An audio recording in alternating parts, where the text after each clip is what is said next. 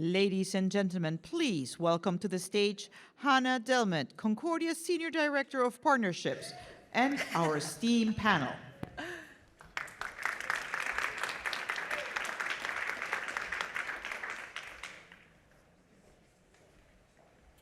All right, lovely. Yes, please. I get to sit this time. Well, as mentioned, my name is Hanne Dalmut, and I have the privilege of facilitating today's conversation with the Supreme Committee for Delivery and Legacy on a very important topic. It's around one of my favorite subjects, partnerships. It's around human and social development and the impact of global initiatives on local and national development.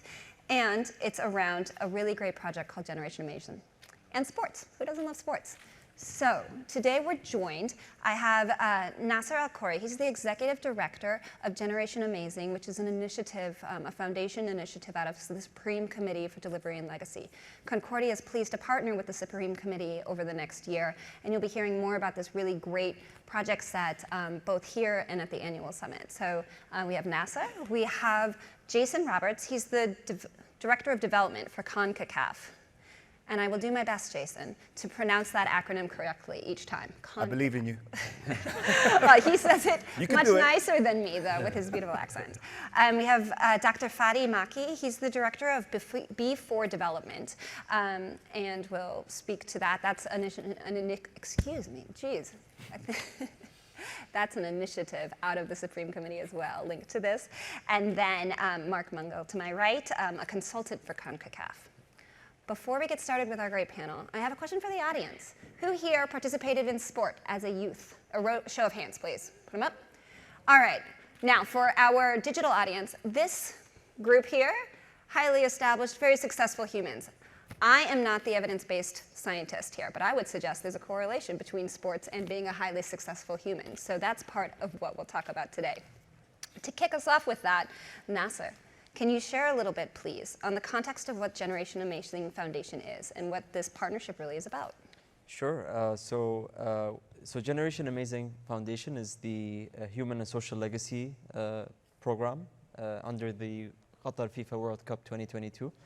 And we started about, over 10 years ago by looking at the region, and there was obviously a migration issue with the Arab Spring, and we wanted to kind of help a lot of refugees in the region through football. And we believe in, and we see it every day. We see it at CONCACAF as well, our partners, like every partner that we work with. We just believe that football and sports generally, but football specifically, has a unique power to change people's lives to the better. And so that's technically what we do. We've provided safe spaces for a lot of communities that don't have access to a football pitch. We've built over 35 pitches in over 10 countries over the last 10 years. We expanded first in the region, so we looked at the Arab world, and then we looked at other parts of Asia as well, India, Pakistan, Nepal. We have a project in the Philippines in the pipeline as well. And we recently, as of 2 weeks ago, launched our first project in Africa, which is in Rwanda. Great. Which took place on the sidelines of the Commonwealth Heads of State meeting, CHOGM. So that was, that's basically, we have, Generation Amazing. We have a football for development coach education program. We have a youth advocacy program, and we basically, promote life skills and, the UN Sustainable Development Goals through football. Mm-hmm. It's wonderful. So it sounds like a very, obvious partnership then with CONCACAF and its work. But can you share a little bit, please, Jason, about why this partnership is something that works towards CONCACAF's objectives and goals? Thank you, Hanne. First of all, good afternoon, everybody. Can I say what a pleasure it is to be here? In regards to the partnership, it's a strategic partnership with the Qatar Football Association and CONCACAF. It's around football, first and foremost, and we've had the Qatar team in our 2021 Gold Cup, in which they performed very well, got to the semi-final, losing to the USA, almost performed too well. Even though I have this accent, I'm a proud Grenadian man, and Qatar beat my team 4-0 in the group round, so that was a bit of an issue. So there's that football component, but most importantly, it's that football for social change. Nasser's talked about, he spoke about the impact of football, the impact of coaches, and also of infrastructure. But really what's exciting to me is how do we invest in people? How do we use football as a vehicle for social change? And how do we create a volunteer network that understands that through sports and the delivery of sports, we can engage young people. And it was interesting to see so many put their hands up, because anyone who's loved football and loves sports knows the impact it can make on you. We want to ensure that the coaches they really are inspirational to the young people that they're interacting with. And this will happen in 41 different countries over the next 4 years. We created a curriculum aligned with what Generation Amazing have done around the world, and we believe through this we're going to be left with volunteers who understand sports, understand how to interact with young people, and we also believe that through the monitoring and evaluation and what we're doing in safe spaces and child protection, there'll be a wider impact throughout the region. I think that belief is powerful, and anecdotal or personal evidence is really going to, connect back to that. But we know anecdotal evidence only goes so far. So I want to turn to Dr. Fadi, please, as the doctor at the table. Talk to us about the evidence-based learning behind that curriculum development and why B4D is involved in this partnership. So B4 Development is one of the legacy initiatives of the Supreme Committee. We call ourselves Sister Legacy Initiatives with Generation Amazing. We are there to kind of promote evidence-based policy making, to test what works from what does not, using behavioral science. And when we say using behavioral science, essentially we do three things. First, we diagnose from a behavioral lens the challenge, so that we understand what makes people tick or not. So understand the challenges, the biases at stake. The second thing is, because of that superior understanding of the challenges, we can design what we call nudges or behavioral intervention that gently steer people in the right direction. It's not threatening, it's just a nudge. Nudge. It's Very sad. gentle. And the third thing that what makes us behavioral scientists is really test. So we conduct experiments. Just like we borrow from clinical trials, we conduct randomized control trials. We do the same with this amazing program of Football for Development. So we add the evidence base to it. Great. And then turning to you, Mark, some of the, you've been with CONCACAF as a consultant for a bit now. How have you seen it adjust, change? Have there been gaps that are being worked through? Can you share about some of your experience and how you see this program providing a real need? Yeah. Thanks, Hannah. I think when Jason took over as Director of Development a few years ago, he recognized that there were significant gaps, particularly around safeguarding.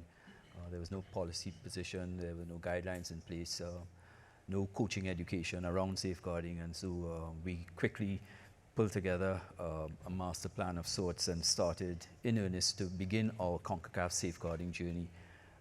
And that included very, very early on developing some introductory curriculum built around just introducing coaches to what's good practice, what's poor practice, what is abuse, what to do in cases of abuse. And we embedded that safeguarding work into the D license that CONCACAF had been running for their coaches. And early on as well, we started to build around some simple guidelines that we wanted coaches to adopt in their practice. As we moved forward, we started to add to that safeguarding journey and included briefings and guidance for delegates, even for those in competitions, for example. And then when we jumped on the Generation Amazing project, we strengthened all of that. So we now have a proper curriculum with coaching education manuals and workbooks. And we have trained several of our master trainers who are delivering that, rolling that out in the 41 member associations that they talked about. And so we've started that journey now based on all of those gaps, and we're now starting to move our safeguarding journey forward, and hoping that all of this will have the kind of impact to facilitate the changes that we want among young people and children who participate in football. That's tremendous. This is a 4-year partnership, so I want to turn the remainder of our conversation to really focus on partnerships, next steps, and what success looks like for it, both at Qatar in 2022, in the region in 2026, in any of the countries, the 41 countries that this partnership is developing into. So Jason, let's start. I want to just hear a little bit from you. Over the next 4 years, what do you see as the potential most important outcome? You've been a player, you've been involved in various streams throughout the kind of industry, if you will. What does success look like? And you mentioned around partnerships, and I think that's what's important here. We're aligned in our vision in regards to investing in people, investing in human capital, trying to make people better. And I think what's the important part when we speak about alignment of our curriculum, we built out a curriculum based around football for social change, safeguarding and child protection, around delivery of football in a way that promotes these values. But we realized that whilst the coach in one moment, you take those skills into your life, whether you're a teacher, whether you're a parent, whether you're a community leader. And that's what's important. We have a very diverse region, 41 different countries, North America, USA, Canada, Mexico, Central America, and all of the Caribbean. There's different challenges that we need to face across that region, but I think football can speak to people in a way that not many things can. And I think that our alignment with Generation Amazing, the Supreme Committee, what they've done is they have that same vision that actually, of course, it's about the access to sports, but it's actually about capacity building people. So an outcome is a volunteer network across all 41 different countries that are able to continue to build on this work. That's great. And I think with my panels, I always try to think about, how it affects or works with the audience in the room, the audience online, the people who will hear about this session, when we all get off stage and tweet about it, right? So I think that the volunteer network piece is a good action point. People should find out how to get involved or work with this.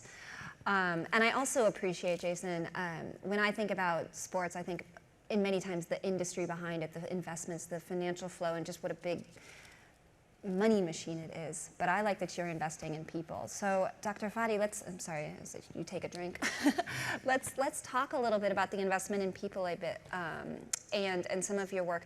With the range of countries, the 41 countries that are part of this, how do you think behavioral intelligence or insights will be utilized? Or is there an example, an anecdote, a success story that you want to share with us that you'd like to emulate from one region to the next? Right, so one of the important legacies of B4 development and the Supreme Committee for Delivery and Legacy is to promote evidence-based policies and to test a lot of the settings in preparation for the World Cup. So we have one focus on the tournaments, so on the fan engagement, on their behaviors in stadiums, on the way to stadiums, taking public And I won't put you on the spot and ask you who your favorite fan base is, but... Argentina. So there's a lot of effort to use behavioral science in a systematic way in the World Cup, which makes it the first time. So this is pioneering and this is great. But there's another component, which is all these legacy initiatives that survive beyond the World Cup. And these learnings are going to be taken in on other tournaments, hopefully the 2026 events that will happen in Mexico, US, and Canada. And the other thing is organizations such as the CONCACAF, and we value capacity building. So when we work with organizations such as CONCACAF and Generation Amazing, we're passing on the thinking behavioral insights, the designing of experiments, the rethinking of programs so that you integrate science, insight from behavioral science in the program, in the entire journey. And little by little, you're able to make it more evidence-based and to test more experiments. We've done quite a bit with our partners, Generation Amazing. One of them was in the program they do, the football sessions, which teach technical skills, but they also teach values, inclusions, body language, respect. And our role was to come into those, behaviorally inform those sessions, randomized treatment. Some of them would do the normal debrief at the end of the session to see what is it they learned from the keywords, what is it they retained. And the other ones would get the same thing, the same training, but they get the large jigsaw puzzle, kind of to get them to remember more. And it turned out those teams or those classes that did the debriefing with the puzzles retained almost 20% more keywords than those that did not. We also have been working quite a lot with Generation Amazing, with other underdeveloped communities that have been coming out of conflict zones. And we've been working on misinformation. And we have developed a very innovative game with Cambridge University researchers called MindFort and Radicalize to inoculate people against fake news. And it turned out those who play the game versus who play a control game of Tetris are more likely to detect at the end of the game what is a manipulative message. and they're likely to become kind of more closer to other friends who play with, which is very important in promoting cohesion, inclusion, particularly after conflict. I think about my generation that grew up on Tetris, and I'm like starting to see that there might be that correlation with the fake news. Okay, so Mark, I want to speak a little bit about your experience specifically in the Caribbean then, and with the next 4 years for this partnership. You mentioned safeguarding, and obviously that is something integral across all 41, right? It's not. I'm not trying to isolate the Caribbean on this, but I'm just curious what this looks like in kind of closer to your home base, and what over the next 4 years success looks like for you, and what kind of partners are critical to that in and alongside this alignment. Yeah, I think what is from 4 years ahead from now. I mean, what would we like to see? The things that we've invested in the education, those are easy ones that we could actually see more coaches, more physical education teachers, more grassroots volunteers working, know about safeguarding, know what to do in cases, etc. That's important. And as we start to strengthen those systems that they know how to report and how to respond, ideally that all of these things lead to embedded good practice across the region, and as you say, not just the Caribbean, but across our 41 member associations. That's an ideal situation. I think that it's obvious that CONCACAF is playing a significant role there. There's no other player in this region doing the kind of work that CONCACAF is doing around safeguarding.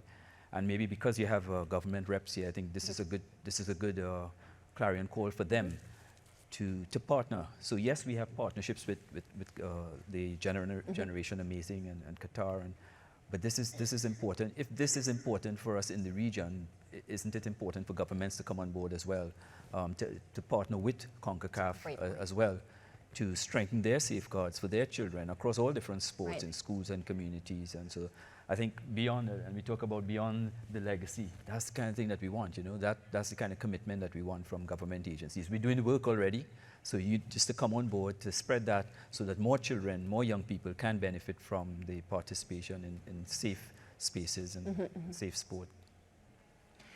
I'm thinking back to the earlier panels around mental health and wellness with a real focus on the youth. And I think, this sounds like just a remarkable element towards that strategy that you would think ministries or healthcare providers would want to get involved in, as well as law enforcement, of course.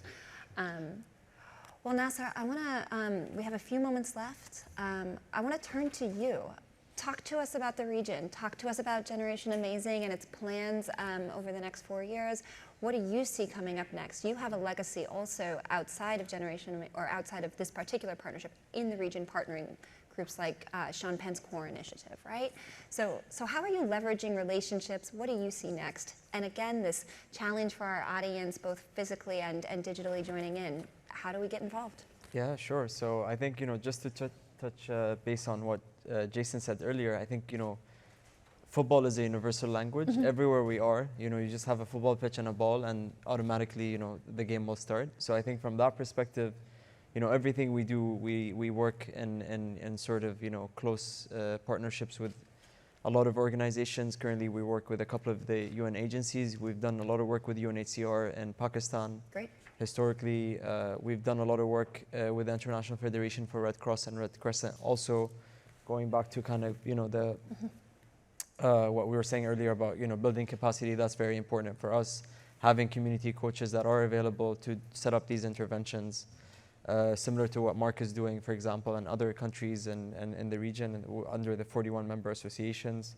But also globally, I think, SDG 17 partnerships is something that we, focus on, and we try not to reinvent the wheel. I feel like, even when it comes to policies around safeguarding, sometimes, FIFA now has a policy that, every single federation has its own sort of, toolkit or safeguarding policy. So why do we have to develop something else? So what we did initially a couple of years ago is we heard, we used the FIFA safeguarding policy, for example.